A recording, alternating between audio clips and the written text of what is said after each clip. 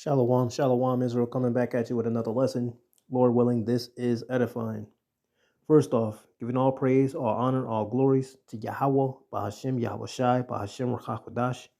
Double honors to the apostles and the elders of Great Millstone, and all the teachers out there pushing this word in truth, with truth and sincerity, especially now, risk your lives to do so. May you be of the elect. Shalom to all the Akim and the Aquat out there listening and learning. You Israelites, so-called Negroes, Hispanic, Native, and Seminole Indians, who are the true children of Israel, as well as you speckled bird, Israelite foreigners, the Israelites that look like, act like, and take on the customs of all these heathen nations. So to you I say Shalom. This lesson is brought to you by the Spirit and the power of Yahweh, by Hashem Yahweh Shai. Yahweh being the true name of our Father, the God of the Bible, the God of the Israelites, by Hashem meaning in the name, and Yahweh Shai being the only begotten Son of Yahweh, who the world ignorantly calls by the name of JC. All right, and this lesson is going to go off of this article I was reading yesterday. All right. And, it just made me think, about the Israelites, and pretty much any of these nations that have foreign people trying to tell them how to go about how they should live. All right. So we're just going to read this article about Taiwan and their unofficial U.S.-based group, all right, to help them out to be independent. And then we're going to come up with a couple of scriptures, all right? So it says, and this is January 15, 2023 at 1:54, also known as 13:54. It says, meet Taiwan's unofficial foreign minister, a U.S.-based group pushing hard for its independence. Right off the bat, you already know this is bad news, all right? When you got a foreign country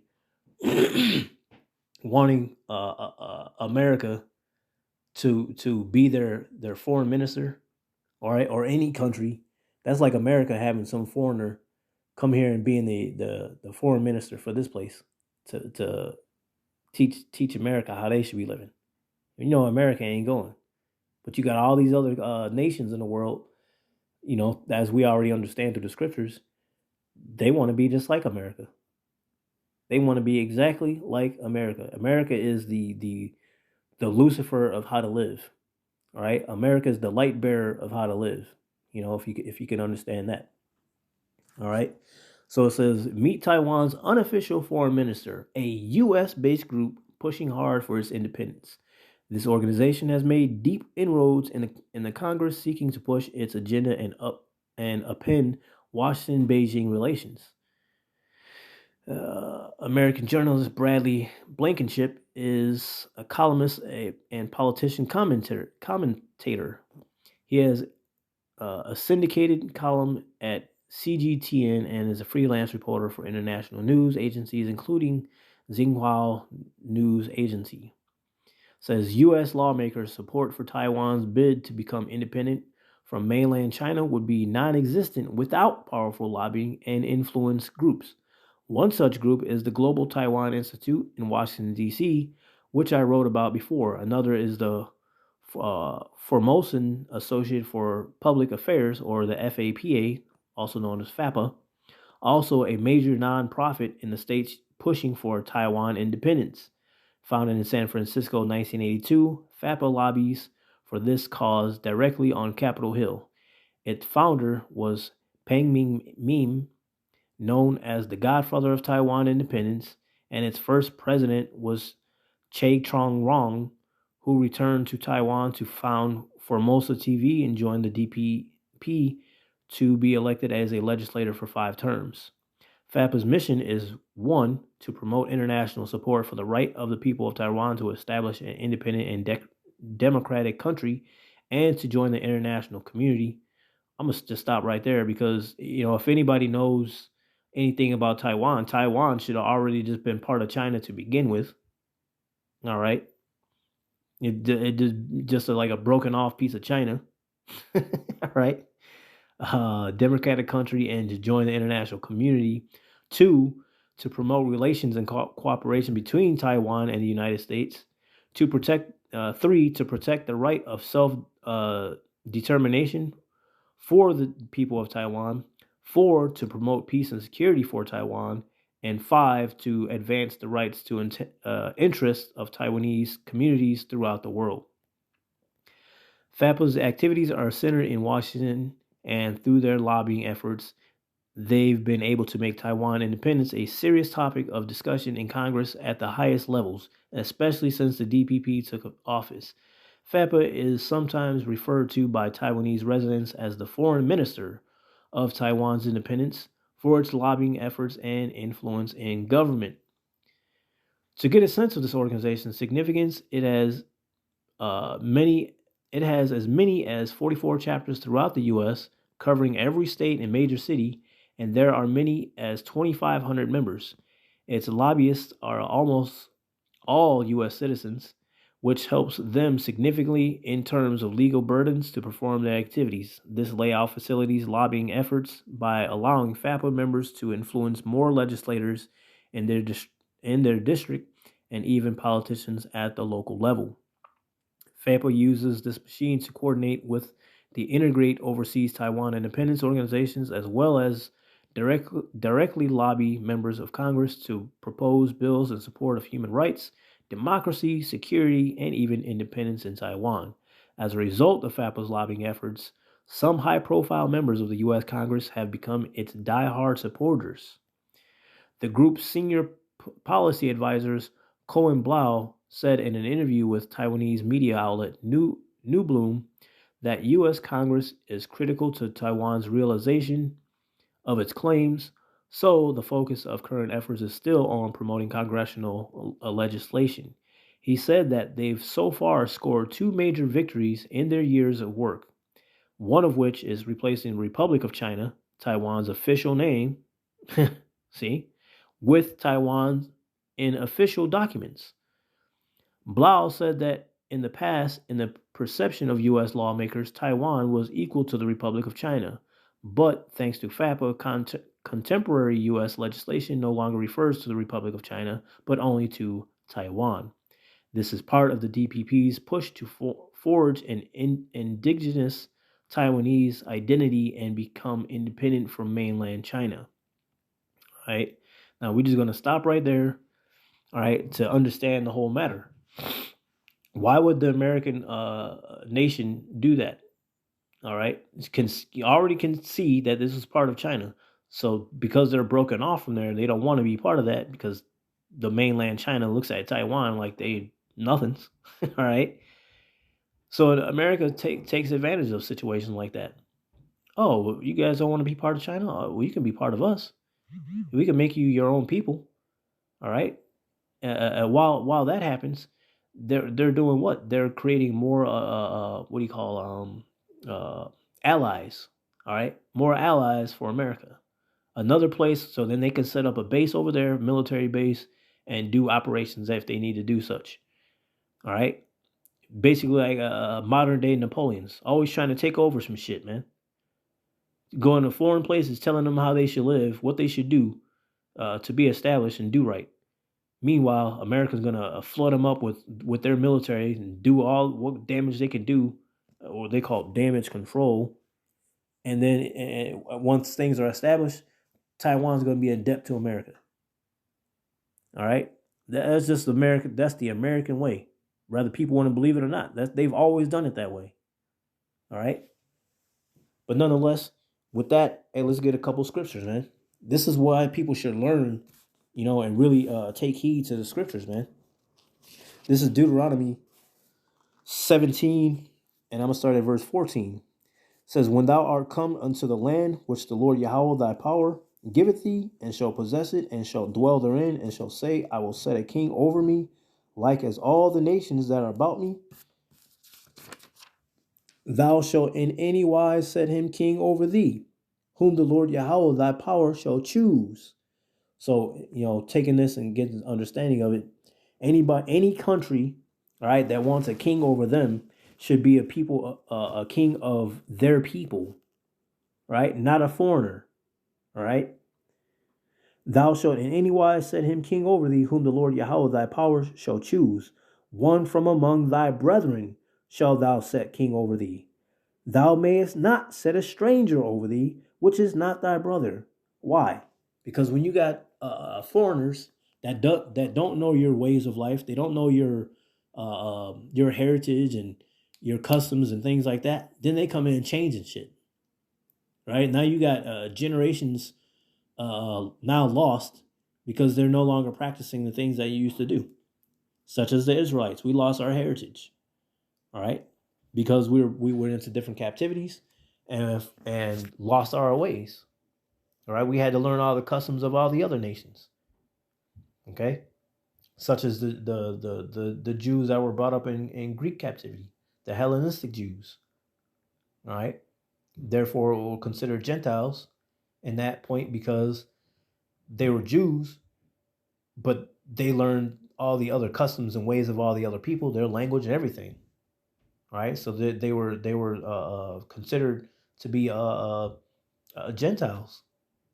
All right, just like I'm a Gentile Jew because I'm brought up here in the States. All right, but nonetheless, and that's why he was the scriptures say don't marry outside of the nation, because when you do that and you start having children, and that nation of people, they celebrate things that Israelites are not supposed to do. Well, now you got all this other shit going on, right? Your ways and customs are no longer pure, because you're going to be celebrating doing all this other shit that all these other nations do, because you marry somebody outside of the nation. All right. But nonetheless, so you bring that into perspective with today's thing, what's going on, especially with this article I was just reading. You got somebody foreign coming to your aid. Well, guess what they're going to do? They're going to change everything that you guys been doing to be more like America. Right? All your different gods and goddesses. Now, granted, there's only one God, one true power. All right. But all these other nations have their own gods and goddesses or whatever. All right. That they've always dealt with. And now what did all of them do? A lot of them dropped that to worship JC, which is completely false. But nonetheless, they do these things. All right. You got foreign people trying to get the blonde hair, want to look like Becky. All right. When her name is Kim Woo. All right. Things like that, man. You got all these people want to be just like America, man. Like America is the shit. All right, America is shit. It's not the shit. It's not the best place like people think. It's not, especially if you knew the history of America and how they came about getting things. What do they do to get things? What do they do to for people to think that they're the best? All right. So that was it on that scripture. This is let's get the book of Isaiah. This is Isaiah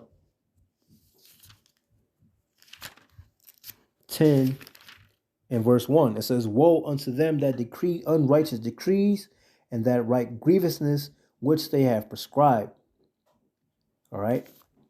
To turn aside the needy from judgment, and to take away the right from the poor of my people, that widows may be their prey, and that they may rob the fatherless.